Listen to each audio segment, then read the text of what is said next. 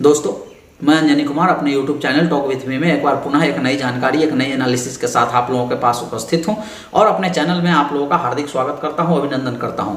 दोस्तों, आगे बढ़ने से पहले मैं आप लोगों को याद दिलाऊं कि आगे बढ़ने से पहले जो डिस्प्ले पे डिस्क्लेमर आ रहा है उसको पढ़कर ही आगे बढ़ें ताकि कोई मिसअंडरस्टैंडिंग ना हो, मिसकम्युनिकेशन ना हो। दोस्तों, इसके साथ साथ मैं आप लोगों से गुजारिश करता हूं कि अगर आपको वीडियो इसके बारे में जानकारी चाहिए, इस शेयर के बारे में जानकारी चाहिए, तो पूरी वीडियो देखें ताकि आपको संपूर्ण जानकारी मिल सके। आधे अधूरे जानकारी हमेशा खतरनाक होते हैं। मैं हमेशा कहता हूं कि प्रॉफिट भी आपका है, लॉस भी आपका है और पैसा भी आपका है, मतलब पूंजी भी आपकी है। इसलिए आपको ज़्यादा जानकारी होनी चाहिए। इसलिए यह जरूरी है कि आप किसी भी वीडियो में दी गई जानकारी को पूरा देखेंगे, तभी आपको जानकारी मिल पाएगी। दोस्तों, जो लोग अभी तक मेरे चैनल को सब्सक्राइब नहीं किए हैं वो जल्दी से जल्दी मेरे चैनल को सब्सक्राइब कर ले, बेल आइकन को भी दबा दें ताकि उनको समय से नोटिफिकेशन मिल सके।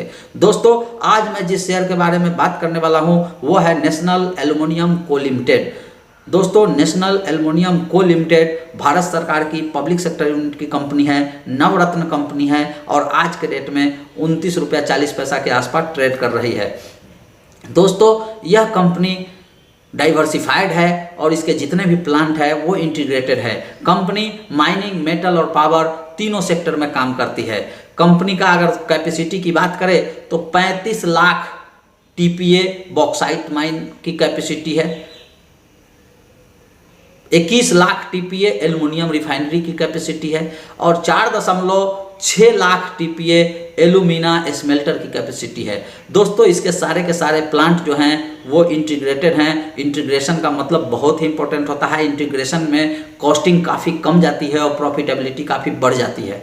दोस्तों, पावर की बात करें तो 198 मेगावाट का विंड पावर कैपेसिटी है, 25 मेगावाट का एक और विंड पावर प्लांट है और 1200 मेगावाट का कैप्टिव पावर प्लांट है।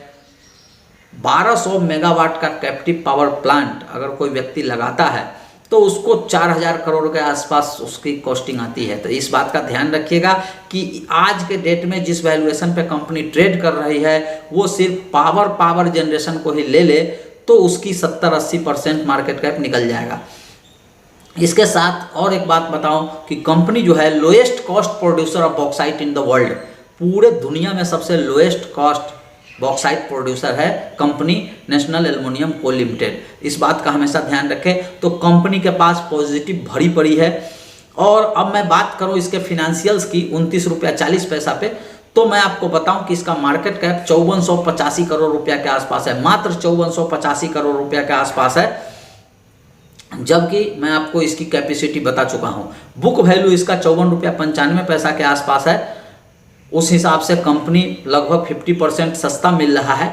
और बुक वैल्यू की बात, फेस वैल्यू की बात करें तो 5 रुपया इसका फेस वैल्यू है और पी की बात करूं तो 17.5 के पी मल्टीपल पे कंपनी ट्रेड कर रही है। आपको पता है होना चाहिए कि 17.5 का पी मल्टीपल इसलिए है क्योंकि अपने इकोनॉमी में अभी स्लो डाउन चल रहा है और उसके कारण कंपनी के प्रॉफिटेबिलिटी पे असर पड़ा है।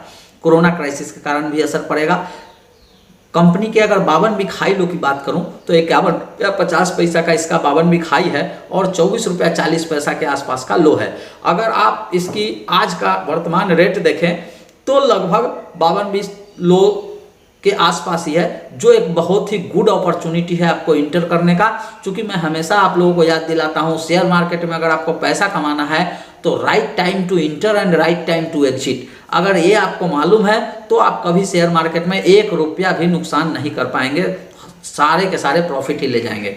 दोस्तों, इसके अगर डिविडेंड यील्ड की बात करूं तो 19% के आसपास इस रेट पे डिविडेंड है, क्योंकि कंपनी ने पिछले साल 9 रुपया का ईपीएस जनरेट किया था और 2020 की बात करूं तो कंपनी ऑलरेडी 1.5 रुपया का डिविडेंड दे चुकी है। तो जो दे चुकी है, कंपनी 2 बार साल में डिविडेंड देती है, तो 30 रुपया के हिसाब से अगर 1.5 रुपया की बात करें तो ऑलरेडी 5% डिविडेंड तो दे चुकी है और दूसरा डिविडेंड इसका देना बाकी है। पिछले साल में इसने 19% से ऊपर का डिविडेंड दिया था, तो कंपनी डिविडेंड के हिसाब से बहुत ही बेहतरीन है। और अगर इसके सेल्स ग्रोथ की बात करें तो 19% year on year sales growth है, जो बेहतरीन सेल्स ग्रोथ कहा जा सकता है। दोस्तों, अगर आरओसी और आरओई की बात करूं तो आरओसी 25% के आसपास और आरओई 16% के आसपास आसपास है, वो भी बेहतरीन कहा जा सकता है, किसी भी दृष्टि से इसको खराब नहीं कहा जा सकता है। दोस्तों अगर फिनेंशियल ईयर 18-19 की बात करूं तो उसमें इसने 11,499 करोड़ रुपया का सेल्स जनरेट किया था और 1732 करोड़ रुपया का प्रॉफिट जनरेट किया था, जो 9 रुपया के ईपीएस में कन्वर्ट हुआ था। दोस्तों अगर दिसंबर 2019 की बात करूं तो 288 करोड़ रुपया इसने रेवेन्यू जनरेट किया था और 33 करोड़ का लॉस जनरेट किया था, जो -18 पैसा का ईपीएस रिफ्लेक्ट हुआ था बुक में।